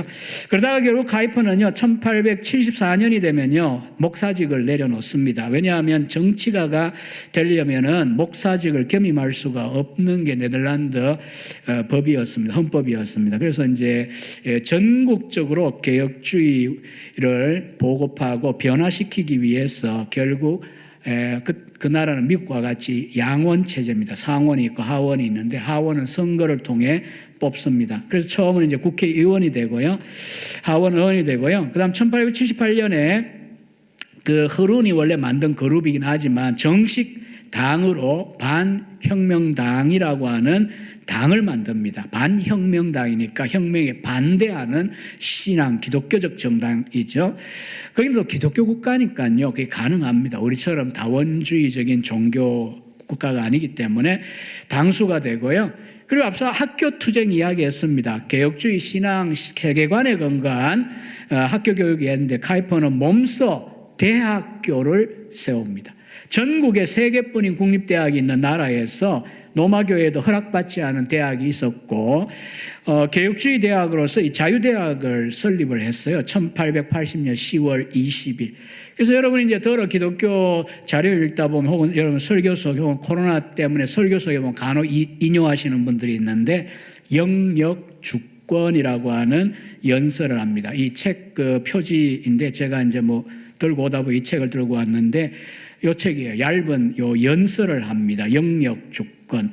그래서 여기 보면은 이 자유대학교를 설립한 이유는 신학교 만들려고 한 거 아닙니다. 신학부도 있지만 다른 모든 대학 교육을 개혁주의적인 근거 위에서 하겠다라고 하는 관점. 왜냐하면 다른 대학들은 자유주의적인 세상 그런 합리성에 근거한 그런 학문을 하고 있으니까 기독교적인 대학 교육을 하겠다 하고 만든 거거든요. 우리나라 같으면 이제 그런 운동들 많이 80년대 제가 대학 다닐 때도 있었는데 설립동계 이런 거. 그러다가 이제 뭐 나중에 한동대학교라고 하는 또 하나의 최근 시도가 있었고 지금도 있잖아요. 기독교적 가치관 추구하는. 그래서 이 연설문 중에 유명한 구절이 그 다음 페이지에 제가 인용을 했는데요. 인간 존재의 전 영역 중에 우리가 이제 살고 몸담고 있는 영역이 다양하잖아요. 뭐 종교도 있지만 학문도 있고 예술도 있고 다양한 영역, 사회, 가정, 뭐 다양한 영역이 있는데 전 영역 중에 만물의 주권자이신 그리스도께서 내 것이다 라고 주장하지 않으시는 곳은 단 한 인치도 없다. 그러니까 저처럼 이원론으로 자라면요, 교회는 거룩하고 목사는 거룩하고 신앙적인 활동은 거룩하고 공부하는 건 세속적이고 세상은 마귀의 영역이다. 이렇게 단순하게 나눠버려요. 과연 그럴까요? 하나님이 지으신 세상입니다. 칼페의 말대로 인간이 몸담는 영역, 어디 교회만 있습니까? 우리가 학교도 가고 직장도 가고 정치하는 사람도 있을 거고 사업하는 사람도 있을 거고 뭐 이렇게 다양한 영역 속에 거기에는 하나님이 안 계신 그게 아니에요. 하나님이 계시고 하나님이 다스리시고 그리스도가 주권자이신데 내 것 아니다라고 말씀하시는 영역은 단 이 한 뼘도 없다라고 하는 그 내용을 이 대학 설립을 하면서 연설하는 중에 카이프가 했고요. 그래서 이 구절은 지난 140년 동안 엄청 많이 인용되기도 했는데 참 안타깝게도 우리나라에는 이것을 심각하게 잘 우리가 수용한 그런 경우가 드뭅니다. 시작은 적었습니다. 몇 명 안 되는 학생들, 교수들도 헌신된 열정페이하는 사람들, 그 다음에 국가가 인정하는 대학 졸업증 없습니다. 그래서 당시에 이제 처음 대학을 시작했을 때 한 25년이 지나야 이제 국가적 인정을 받게 되는데요. 당시에 학생들이 신앙 때문에 들어왔는데 여기다 이제 유리창에다 그 사진은 이제 이렇게 낮은 대학은 아니고요. 굉장히 조금 높은 건물인데 제가 PPT를 잘 못 만드니까 이렇게 되어버렸는데 하여튼 이 유리창에다가 여기에 들어오는 자는 모든 희망을 버려라. 세상적으로 뭐 대학 졸업증도 없어요. 대학을 졸업했는데 목사 될 가능성도 없어요. 신학 졸업했지만 교단, 국가, 교회에 안 소속되어 있으니까 그러니까 오직 하나의 가치관 때문에 교수고 학생이고 초기에는 들어온 거예요. 개혁주의적인 성경 원리 위에서 신학을 하고 의학을 하고 법학을 하고 문학을 하고 과학을 하고 이렇게 하겠다라고 하는 개혁주의적 가치관에 의한 그 교육을 주고받는 그런 이제 학교라는 이상 때문에 여기에 이제 교수도 학생도 들어왔고요. 그러다 보니 이제 카이프 경우에도요, 바쁘지만은 여러 과목들을 다양하게 가르쳤습니다. 그러다가 이제 조금 서둘러야 될 것 같은데요. 1800 다음 슬라이드 가면 교회 개혁이라고 하는 이제 시기가 옵니다. 1880년, 83년 이때는 이제 목사는 아니니까요. 정치가 하면서 장로가 되었거든요. 우리 사고는 좀 이해가 안 되실 거예요, 사실. 그러나 이제 네덜란드에서는 정당한 절차들입니다. 암스테르담 교회의 장로로 있으면서 이제 또 개혁 운동에 부닥쳤죠. 뭐냐 하면 목회자를 여러분들도 이제 목사님 3년 되셨다는데 얼마나 여러분이 엄선을 하셨겠어요, 그죠? 과정을 제가 모르지만은 거기도 이제 교회마다 목사님을 받을 때 신임으로 이 총회가 명령했어요. 총회가 세상 법정이 아니에요. 총회가 국가인권위가 명한 거 아니에요. 총회가 목사님의 신학이 뭔지 묻지 말고 그냥 보내면 목사로 받으라 이렇게 정했어요. 여러분 이해가 되십니까? 아담은 실제 안 했다. 예수님 우리의 죽은 거 아니다. 우리 위해 사랑의 모범을 보였다. 이런 식으로 말하는 목사님이어도 받아라. 이래서 좀 실감이 오죠? 이게 말이 됩니까? 교회 안에 있는 정통적인 장로님들, 성도님들 볼 때. 그러니까 이만큼 화란 개혁교회가 옛날 도르트 신경시대의 신앙을 잃어버린 그런 상황인데, 카이퍼라는 사람을 하나님이 세우셔서 그 긴 시간을 통하여 교회도 개혁을 하신 거예요. 그래서 이제 거기에 대하여 우리는 이 현 상태에 대하여 우리는 애통합니다. 뛰쳐나간 건 아니에요. 우리는 이거 받아들일 수 없습니다. 그래서 이제 애통운동이라는 걸 화라는 돌레 안치라고 하는데 운동을 했습니다. 그랬더니 이제 76명의 목사, 장로, 성도들을 총회였던가 하여튼 그 당회인가 하여튼 시찰회인가 어디선가 하여튼 정직을 시켰다가 면직을 시켜버립니다. 아니, 성경적으로 믿는 목사를 받겠다고 이야기하는데 그게 교단에서 면직되는 사유가 되는 비극적인 시대였어요. 그런데 이제 이렇게 스스로 나간 게 아니라 잘렸는데, 면직당했는데 1886년에 200개 교회와 76명의 목회자와 18만 명의 신자들이 이 카이퍼 그룹을 지지하고 각각 나와버렸어요. 국가개혁교회에서. 일부러 끌고 나간 게 아니에요. 따라 나와버렸어요. 엄청나게 큰 이제 무리들이죠. 마침 당시에 1834년에 분리했던 한 교단이 있었는데 그 교단하고 같이 합쳐서 소위 화란 개혁교회라고 하는 정통개혁주의를 가르치는 이제 교단이 형성이 됩니다. 이제 마지막 부분들이 남아 있는데요. 다음 페이지 보면요. 사진은 이때까지 오던 사진하고 다르죠. 왜냐하면 저게 신문에, 카이퍼를 반대하는 신문에 실렸던 풍자화라고 그럽니다. 캐리커처. 카이퍼가 저렇게 생긴 건 아닌데 좀 이제 과장을 한 거죠. 그러니까 굉장히 고집스럽고 독재자 같은 느낌으로 이 반대하는 사파가가 그렸어요. 그러니까 카이퍼는 추종하는 무리도 많았지만 반대하는 무리가 많았다 그랬잖아요. 그 가운데 이제 언론에 있는 사람들 중에는 카이퍼에 대해서 이런 그림들을 엄청 때마다 정말 유치할 정도로 공격하는 그림들을 그렸어요. 만화를 그렸어요.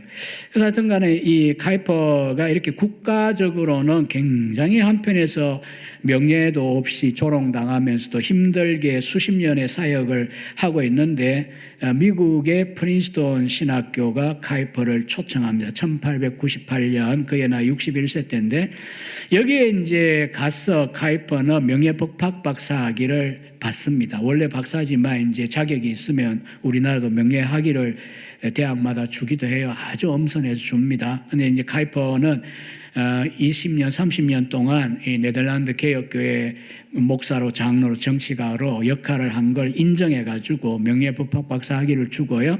또 이제 부른 김에 6번에 걸쳐서 강연을 하게 했어요. 아마 이제 부목사님들 특강을 통해서 이제 이런 내용들을 접하실 거예요. 칼빈주의라고 하는 강연을 했는데 곧 이제 화란어에서 번역된 책도 나올 겁니다만은 삶의 체계, 이건 뭐냐면 세계관입니다. 기독교 세계관으로서 칼빈주의를 소개하고 그 다음 칼빈주의와 종교, 그러니까 신앙이나 교회가 여기에 포함되어 있어요. 그 다음에 세 번째는 칼빈주의와 정치 안에서 이제 영역 주권이라고 하는 이야기도 칼빈은 또 합니다. 그 다음에 칼빈주의와 학문, 칼빈주의와 예술. 그 다음에 이제 120년 전인데 시대적으로 볼 때 신앙이 굉장히 약세에 있던 시대에 카이퍼는 칼빈주의가 과연 이 인류의 미래에 어떤 그 비전을 줄 수 있느냐. 우리 지금 한국의 교회 상황도 어떻게 생각하실지 모르지만 카이퍼는 굉장히 냉정하게 현실을 판단하고 그러나 이제 결론에 가면 카이퍼는 칼빈주의 강연에서 우리를 소생케 하실 수 있는 하나님의 주권적인 능력에 대한 신앙을 확고하게 내가 어린아이같이 보일지 모르지만 나는 그런 신앙을 가지고 있다. 하나님이 국가가 이렇게 막 바닥을 치고 있는 하락길에 있는 이 유럽 상황 또 이 하란 상황에서 다시 소생케 할 수 있는 분은 하나님께 있다. 이걸 이제 나는 믿는다. 이렇게 이제 칼빈주의 강의 마지막에 보면 쓰고 있고요. 그 다음에 이제 1901년에 네덜란드 수상이 되었습니다. 이 그림은 수상정복이라고 합니다. 수상이 입는 정복, 좀 군복 같은데 1905년까지 수상이 되었고요. 뭐 여러 가지 어려움이 있었습니다. 이상만큼 이게 개혁주의 정치한다는 게 쉬운 일은 아니었기 때문에. 그러나 이제 한 가지 중요한 성과는 뭐냐 하면 학교, 기독교적인 가치관에 따른 학교 교육을 할 때 법적 지위를 인정해라. 졸업증 주고 학위 주고 하는 거 말이에요. 그런데 이제 카이퍼가 수상하면서 드디어 그것을 성취합니다. 그렇게 해서 이제 뭐 자유대학만 그 어떤 혜택을 보느냐 아니죠. 로마 교회가 세운 네이메이헌 대학도 인정을 같이 받아요. 그냥 개혁주의만 받은 게 아니라 로마 교회 가치관에 따라 교육을 하겠다라고 하는 이 대학에도 법적 지위가 주어지게 됩니다. 카이퍼는 1905년에 68세일 때에 수상 재임에 이제 원했지만 좀 더 이제 시간이 필요하다 생각했는데 이제 실패를 하고요. 그리고 이제 남은 이제 1920년 11월 8일에 죽을 때까지 15년 정도의 시간을 통해서 지중해권 여행도 하고 또 이제 그가 평생의 그 정치를 했으니까 기독교적인 개혁주의적인 원리에 근거한 정치학이 뭐냐 1400페이지 되는 그런 책을 노년에 저술을 합니다. 이건 아마 이제 국제제자훈련원에서 지금 번역 두 분에게 맡겨가지고 번역이 시작이 되었는데 저도 꼭 번역이 되면 좋겠어요. 왜냐하면 우리나라는 정치하고 기독교하고 관계없다라고 하는 생각이 아주 냉소적으로 하는 분들이 대부분이고요. 또 안 그러면 또 뭐 기독교 정당 이렇게 하면서 또 너무 또 거구적이어서 욕먹는 이런 시점이기 때문에 우리의 이야기를 떠나가지고 과연 개혁주의적 원리에 근거한 정치가 뭐냐?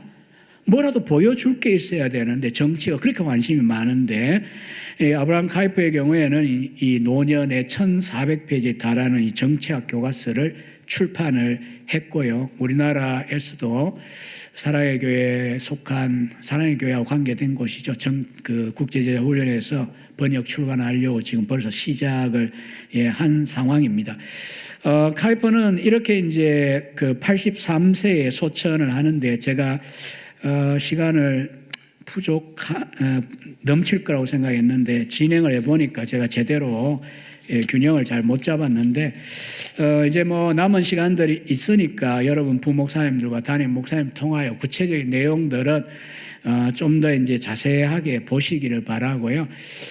카이퍼의 이제 그 생애를 우리가 이 마지막 고 PPT의 그리스도가 왕이 되게 하라는 요 전기입니다. 제가 공역한 부교육자고 공역한 전기인데 아주 재밌고 쉽고 그래서 책 읽기 좋아하는 분들은 저 책, 그 다음에 영역 주권이라는 얇은 그 책하고 칼빈주의 강연이라는 책 정도만 잘 읽어보신다면 특히 우리 대학생들이나 청년들 또 중년들에게 참 강조하고 싶습니다. 좀 이런 특별히 목사님이 생각하고 만든 기회에 강의도 듣지만은 직접 여러분이 책 읽기를 괜찮으시면 책을 읽으면서 고민을 해보시고 여러분의 교회관에 대하여 반성 또 그 다음에 세계관에 대한 반성 또 이 나라가 어디로 가야 되는가에 대하여 어떻게 보면 소망이 없게 느껴지잖아요. 우리가 신자이지만은 절망적으로 느껴지잖아요. 경제라든지 정치라든지 남과 북의 관계도 쉽지 않잖아요. 이런 시대에 만물의 주권자이신 그리스도가 다스리시는 이 세계 가운데 전 영역 가운데 그가 내 것이 다라고 말씀하지 않는 땅은 단 1인치도 없다라고 한 카이퍼의 고백과 같이 우리의 삶의 어떤 영역도 하나님의 왕되심 또 하나님의 나라의 실현과 무관한 곳은 없습니다. 그게 크든 빛과 번쩍하든 작든 보잘것없든 우리가 죄 짓는 것이 아니라고 한다면 하나님의 창조 영역 가운데서 어디에서 무엇을 하든지 간에 하나님은 거기에서 신실한 청지기가 되게 하기를 원합니다. 어떤 분들은 집에서 가정주부로서의 역할, 그것도 거룩한 소명입니다. 또 어떤 분들은 교회당을 썰고 청소하는 그 역할 자체도 우리가 이런 소명감을 갖고 한다면 하나님의 일이에요. 또 정말 부르셨다면 정치가로서 이때까지 없던 정말 성경적 근거 위에서 나는 당이 뭐라고 해도 하나님이 이렇게 말씀하니까 나는 이 방향을 가겠다고 카이퍼처럼 고집을 하면서 저거 제거하자 이런 욕까지 먹어가면서도 그 길을 갈 수 있는 그런 기독교 정치인들이 우리나라에 여러분 교회를 통하여 일어나기를 구해야죠. 왜냐하면 같은 하나님의 백성들이고 하나님의 믿는 신자들인데 왜 어느 시대에 어떤 사람을 통해서는 이 맛을 보고 완전하진 않지만 맛을 보고 그렇게 누리는데 왜 우리는 안 됩니까? 라고 하는 억울한 심정을 사실 우리는 한국교회는 이제 140년 된 이 시점에 하나님 앞에 정말 강렬하게 느껴야 되거든요. 정치하면서 코로나19와 같은 이런 사태를 맞이했을 때도 사회를 과연 어떻게 기독교적으로 이끌어 가야 되느냐 그런 관료들을 우리가 길러야죠. 물론 뭐 일반 불신자와 함께 공유할 수 있는 공동 토대는 있고 함께 일할 수 있는 여지는 우리들도 다 인정합니다. 일반 은혜 때문에. 그럼에도 불구하고 교회라면 기독교적인 가치관에 근거하여 학교 교육을 하고 유치원을 하고 유아원을 하고 대학 교육을 시키고 정치를 하고 뭐 다양하게 제가 반복하지 않겠습니다. 어느 영역이든 예술이든 왜 예술계만 들어가면 교회에서 제가 사역할 때 예술하는 분들만 만나면 제가 기가 막힌 거예요. 필이 오면 하고 필이 안 오면 안 합니다. 이런 분들. 뭔 놈의 예술을 필만으로 합니까? 신자라면 신앙의 기준을 따라서 내가 음악을 하든 미술을 하든 조각을 하든 분명히 거기에 하나님의 주권의 영역이거든요. 영역 주권이 있는 거. 하나님의 뜻이 거기에 있거든요. 그래서 우리 신자들은 바르게 카이퍼적인 정신, 성경적인 이 정신을 회복하면요. 우리가 거룩하지 않는 일은 죄 짓는 것밖에 없습니다. 죄 짓는 건 절대 안 거룩합니다. 하나님 버리라 그러십니다. 그러나 그게 아니면 하나님 나라의 일에는 물론 앞서 복음 전하는 게 우리의 중심입니다. 특별 은혜를 외치는 것, 교회의 중심 사역입니다. 그 다음에 봉사하는 거나 사회 속에서 기독교적인 원리에 따라 봉사하고 변화시키는 그 모든 일들도 하나님의 나라 일, 킹즈 워크, 왕의 일에 속한다는 사실을 우리는 아브라함 카이프라고 하는 우리 개혁주의 선배를 통하여 알 수가 있습니다. 제가 중간에 이제 카이프가 누군지를 좀 소개해야 되다 보니까 뭐 인명, 지명, 시대 이야기를 막 하다 보니까 여러분의 마음에 별로 감동이 없을 수 있는데 그러나 이제 제가 말씀드리는 건 이 마지막에 이 강조점입니다. 처음에 이야기할 때도 마찬가지였지만은 왕이신 그리스도 앞에 무릎을 꿇고 그 말씀에 철저하게 매여 교회 일을 할 땐 교회 일을 하고 세상 속에 하나님이 지으신 모든 영역에 내가 불림받은 그 자리에서 하나님의 나라를 깃발을 들고 나가 신자로서 살아가는 일꾼들을 길러내는 교회, 또 우리는 제한되어 있지만 우리 다음 세대는 그런 영역을 곳곳에서 할 수 있는 인물들을 길러내는 그와 같은 이 맑은 샘 광천교회가 되기를 소망합니다. 기도하겠습니다.